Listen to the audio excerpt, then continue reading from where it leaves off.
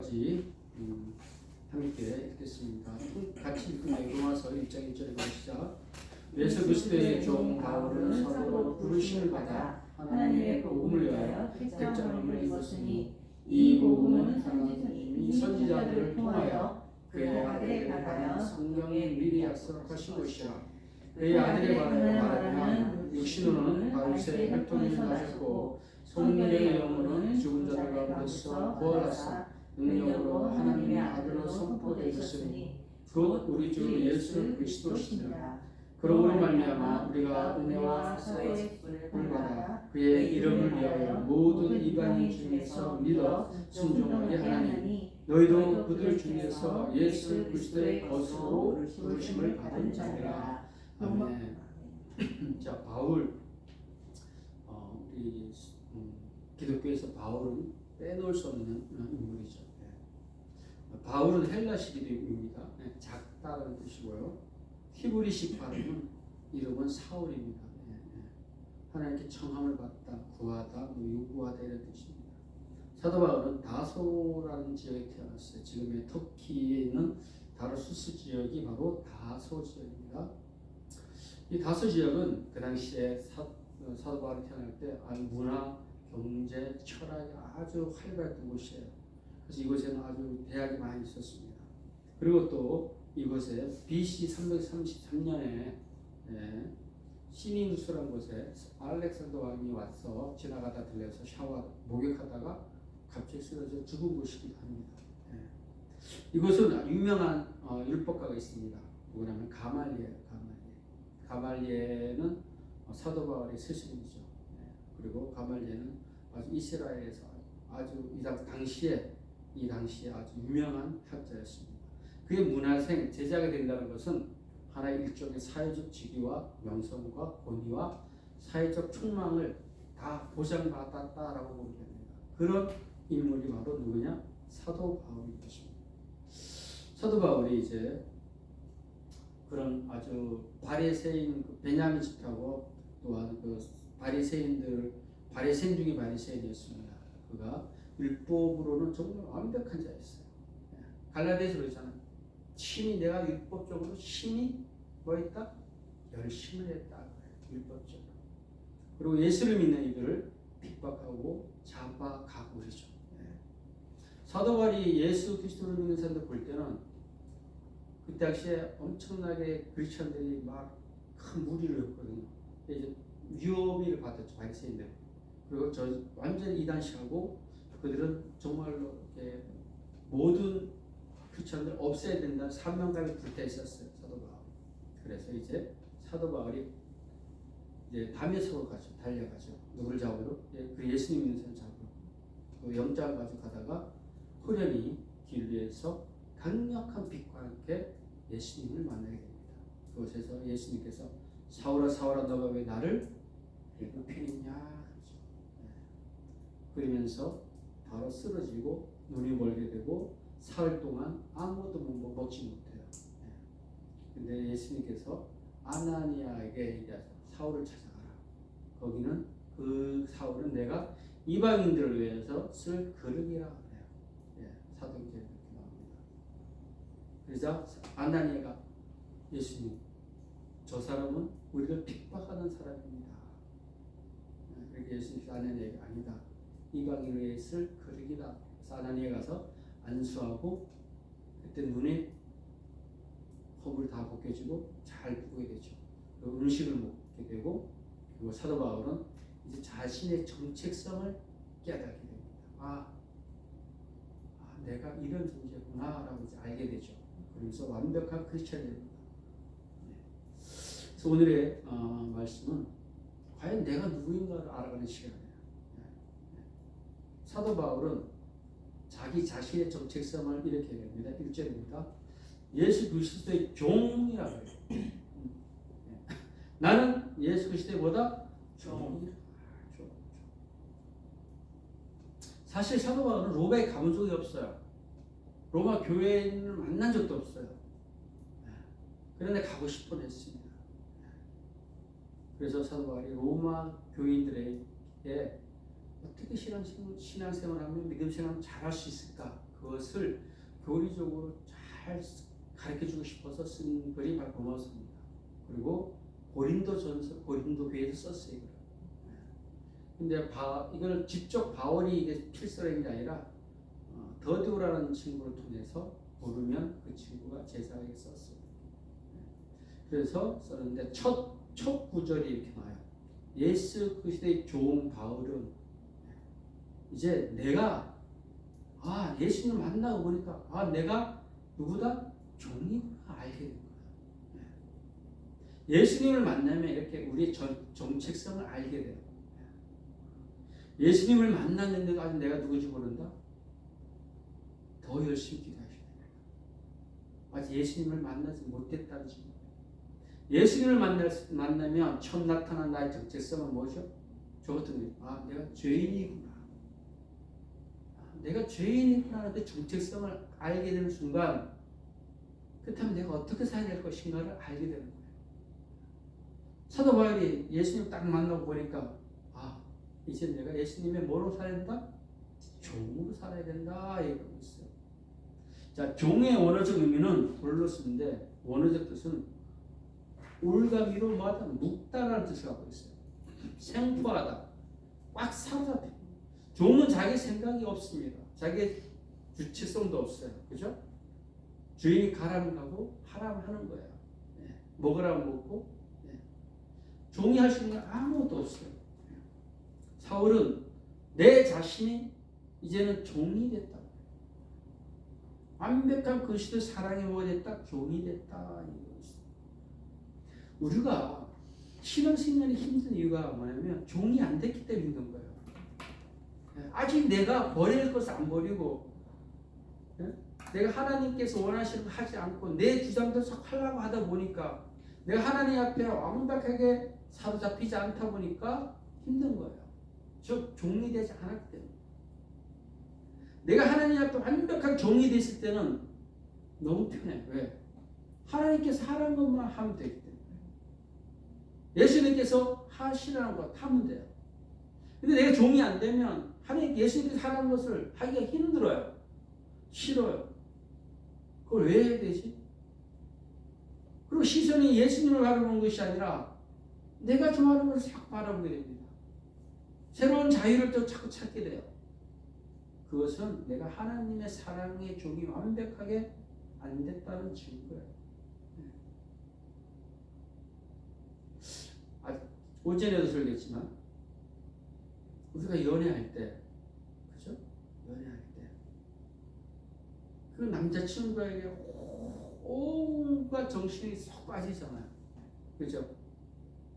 그죠? 맞아요. 사모님 아니라 그러는데 저는 그랬어요. 저는 불쌍한데 완전히 빠졌어요. 사랑하게 되면 다른 여인이 눈에 안 들어와요. 다른 남자가 눈에 안 들어와요. 왜? 사랑이 완전히 사로잡히게 돼요. 그래서 사랑이 잡히지 않게 되면 자꾸 곁눈질을 하게 되죠. 그 열만 바라보는 것이 아니라 세상에 다른 것도 자꾸 곁눈질 하게 돼요. 그러면 마음이 괴로워지죠. 자유로움이 없어요. 내가 예수 그리스도에게 완벽하게 그 사랑에 묶일 때 내가 다른 것에 대해서 곁눈질할 때 마음이 분산되지 않아요. 그래서 뭘 느낀다? 자유로움, 평안함을 느낍니다. 그래서 예수 그리스도의 종, 예수 그리스도의 사랑에 완벽하게 묶이는 종이 되시기 바랍니다. 두 번째, 사도 바울이 예수님을 만나보니까 내가 사도구나 라는 깨닫게 돼요. 사도. 사도라는 것은 아포스톨로스라는 뜻이에요. 즉 보냄을 받았다라는 뜻을 갖고 있어요. 어디로부터 보냄을 받았다. 자, 예수님께서 누가복음 6장 13절에 이렇게 됩니다. 그 전날 기도를 열심히 하고 12절에 기도를 열심히 누가복음 6장 12절에서는 기도를 깊이 하시고 13절 밝음에 저녁 내내 기도하십니다. 밝음에 그 제자들을 부르사 그 중에 12를 모아요 택하여 사도로 칭하였다. 그전에는 뭐였죠? 제자들이었어요. 근데 이제는 뭐가 됐죠? 사도가 됐다. 마태복음에 보면 제자들을 사도로 삼으시고 하늘의 권능을 부어주시고 사도로 칭하였어요. 그래서 사도들이 갈 때 귀신을 쫓고 병을 고치고 이런 권세를 받고 갔어요. 이 사도는 내가 되고 싶은 게 된 게 아니었어요. 그죠? 자, 1절에 보면 부르심을 받아라는 단어가 나와 있어요. 바울은 사도로 뭘 받았다? 부르심으로 콜링 받았다는 것이에요. 사도는 누구나 될 수 있는 것이 아닙니다. 사도는 기준이 있어요. 예수님과 직접 만나야 되고 예수님 직접 사도로 칭해야 되고 동고동락을 해야 돼요. 그런 사람을 뭐라 한다? 사도라고 하는 거지. 근데 사도 바울은 예수님을 한 번도 만난 적이 없어요. 살아신 전에. 그러나 사도 바울은 만났죠. 다메섹에서. 그리고 분명한 음성을 들었어요. 이방인들을 위해 택한 나의 뭐다? 그릇이다. 사도행전에 분명히 나와 있어요. 그래서 사도 바울은 계속 내가 사도, 예수 그리스도의 부르심 사도된 나는 바울은 이렇게 서신서에 계속 그렇게 기록하고 있어요. 두 군데만 그 사도성을 뺐어요. 그 두 편지는 사도성에 문제가 안 됐기 때문에. 그리고 꼬리표처럼 계속 그 사도성을 들고 다른 복음을 전하는 사람들이 사도 바울을 계속 사도 바울은 사도가 아니야라고 얘기해요. 그 얘기는 사도 바울이 전한 복음은 복음이 아니야라는 개념을 갖기 때문에. 그래서 다른 사람들은 계속 부인하죠. 사도 바울의 그 사도성을. 그러나 사도 바울은 분명히 예수님을 보았습니다.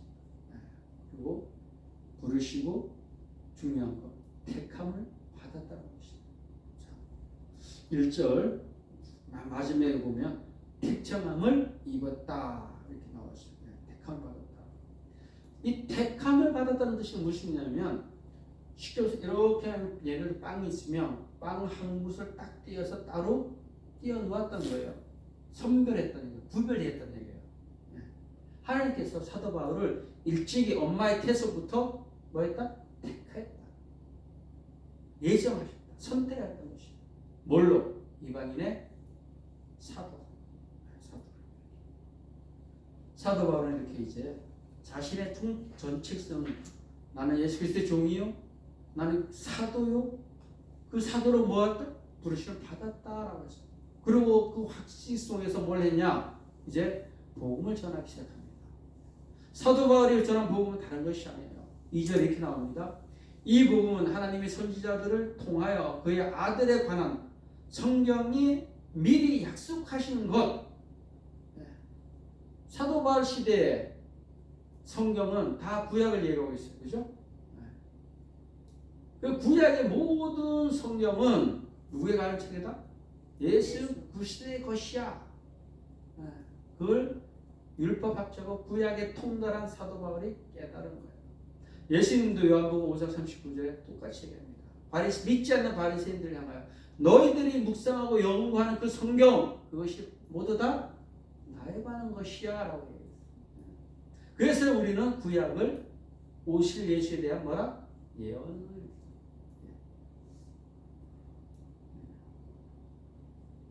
사도 바울이 전한 그 복음, 그 복음의 내용은 보면 뭐냐면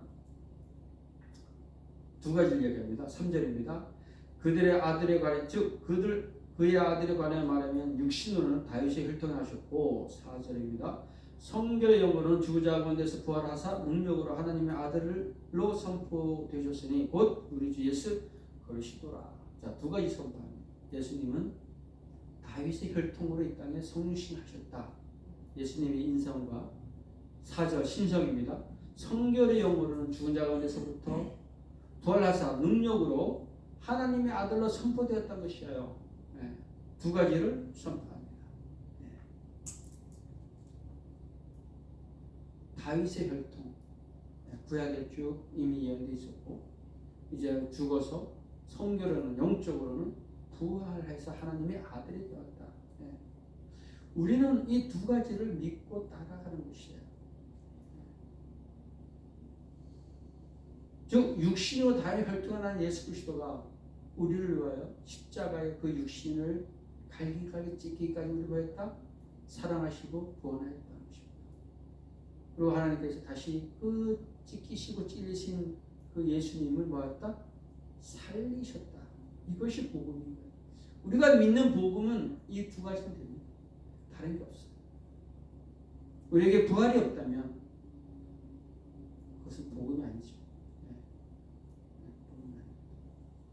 그리고 하나님께서 부활을 하시고 부활시키시고 하나님의 아들을 선포했다. 근데 많은 사람들이 이 부활에 대해서 믿지 않죠. 엄밀히 따지면 믿지 않는 게 아니라 못 믿는 거예요. 인간의 이성과 인간의 과거로는 그걸 믿을 수 없거든요. 이해할 수 없거든요. 근데 우리는 그걸 어떻게 믿죠? 우리는 어떻게 믿어요? 우리는 믿음으로 믿는 거예요. 믿음이 아니면 이 부활의 사건을 믿을 수가 없다니까. 논리적으로 안 맞잖아요. 과학적으로. 하나님께서 우리에게 믿음을 선물로 주셨기 때문에 우리가 그 부활의 사건을 뭐 할 수 있다? 믿을 수 있다는 것이에요. 그래서 믿음이 뭐다? 곧 은혜라. 이 은혜를 우리가 받았다는 것입니다. 은혜. 그 은혜 중에 하나가 뭐다? 우리를 종으로 사도로 택하였다는 것이에요. 은혜로. 그래서 우리는 모두 다 예수 그리스도의 종이고 모두 다 사도인 것입니다. 그래서 우리가 할 것은 무엇인가? 사도 바울이 이렇게 얘기합니다. 5절입니다. 그로 말미암아 우리가 은혜와 사도의 직분을 받아 그의 이름 위하여 모두 이방인 중에 믿어 순종하게 하나니. 결론은 믿음은 순종인 것이죠. 하나님께서 우리에게 은혜를 주시고 믿음을 주신 것은 뭐 하기 위해서? 순종하기 위해서. 십자가의 사건, 부활의 사건을 믿고 예수님의 말씀에 순종할 수 있게끔 하기 위해 우리에게 뭐 했다? 복음을 주셨고 그를 택하셨다는 것입니다. 그래서 내가 믿음이 있는가 없는가 잘 보려면 내가 얼마나 예수님 말씀에 순종하는 걸 보면 알 수 있어요. 믿음과 믿음의 그 열매는 바로 뭐죠? 순종이에요. 순종하지 않는 사람이 믿음이 있다 이것이 절대 없죠. 없어요. 그러므로 우리는 순종을 해야 되는 것이죠. 결론은 순종하기 위해서. 네. 뭐에 대해요? 말씀이에요. 네. 믿어 순종하게 하기 위해서 순종하시고, 내 순종이 안 될 때는 내가 요즘 믿음이 많이 약해졌구나. 또 내 입에 감사가 안 나오면 내 믿음이 많이 약해졌다 생각합니다. 야고보서 있잖아요. 행동이 없는 믿음, 행위가 없는 믿음은 뭐다? 즉 순종이 없는 믿음은 죽은 믿음이라는 것이죠.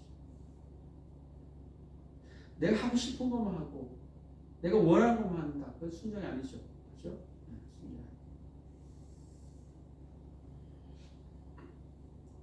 순종을 하게 되면 어떤 격이 일어나냐면 우리가 점점 더 우리의 속성이 거룩해집니다. 점점 더 내가 하고 싶은 걸 자꾸 하게 되면 거룩해서 멀어갑니다. 그러나 내가 순종의 자리로 자꾸 가다 보면 우리는 어느 순간 성화의 길을 점점 가고 있는 거예요. 거룩성을 점점 더 확장시켜 간다는 사실이에요. 거룩하지 않는 것, 순종하지 않는 것, 그건 하나님의 관계가 이미 뭐 했다? 어긋나고 있다는 것입니다. 그래서 우리는 우리가 된 것은 사실 우리가 이 시간에 우리가 의지와 한 것이지만 그게 아니라 하나님께서 우리를 택하시고 부르시고 예수 그리스도의 종으로 삼으시고 사도로 불렀기 때문에 이 자리에 있다는 사실. 내가 집에서는 사도인 것이에요. 직장부터 나가면 우리는 사도인 것이에요. 보냄을 받았어요. 어디로? 직장으로. 그래서 뭐 하기 위해서? 예수 그리스도의 성도로서의 삶을 보여주게, 삶의 예배가 거기서 시작되는 거예요. 집에서 삶의 예배가 시작되는 것이. 그래서 한 주간 일단 내가 어떤 존재인가를 정체성을 한번 깨달아 보시고, 성경은 이렇게 얘기해요. 너희들은 다 예수 그리스도보다 종이다. 저도 종, 여러분 종. 그리고 또 여러분들을 사도로 부르심을 받고 보냈다. 목사만 그런 것이 아니라, 목회자만 그런 것이 아니라 모든 성도는 사도이면서 종인 것입니다. 각 처소에서 이 사역을 잘 감당해야 돼요. 힘들죠. 힘들어요. 그래서 필요한 것이 순종. 순종하기 위해서 우리가 뭐였죠? 기도해야 됩니다. 아멘. 기도가 그래서 필요한 거예요. 내 힘으로 용서하고 싶고 내 힘으로 이해하려고 한계가 있어요. 내가 이만큼 해줬는데 어느새 저쪽에서 다르게 나오면 내가 자기한테 얼마나 이렇게 했는데 이렇게 아쉬움이 나오죠. 후회가 됩니다. 그러나 성령님께서 감동 주고 성령님께서 내 마음에 격발시켜서 하는 행동에 대해서는 어떤 결과, 좋은 결과도 나쁜 결과도 후회가 없어요. 그럴 수 있지. 내 힘으로 하면 후회스럽고, 내 힘으로 하면 왜 그랬지? 굳이 왜 이렇게 하고 내가 모든 공동체 무너지는 느낌이 들었습니다. 그러나 하나님께서 하시면 어떠한 상관과 어떠한 결과물이 나오더라도 우리는 표현해 줄 수 있다는 사실입니다. 그래서 한 주간 일단 정체성을 잃어버리지 마시고 잘 부여잡고 하나님의 종처럼, 하나님의 사도처럼 살아가시기 바랍니다. 여러분이 이 땅에 보내신 것은 분명한 콜링이 있어요. 불신이 있고 특정한 게 있다. 우리 권사님은 지환을 세울, 믿음을 세울 사도요 종으로 택함을 받고 세우신 거고, 저는 또 주의 종으로서 복음 전달자로 세움 받았고 또 사모도 마찬가지입니다. 그래서 우리가 이런 존재구나, 귀한 존재구나, 이 정체성을 딱 잡고 한 주간 승리하시는 저와 여러분이 되시길 기도합니다. 기도합니다. 하나님 아버지, 이 시간 저희들이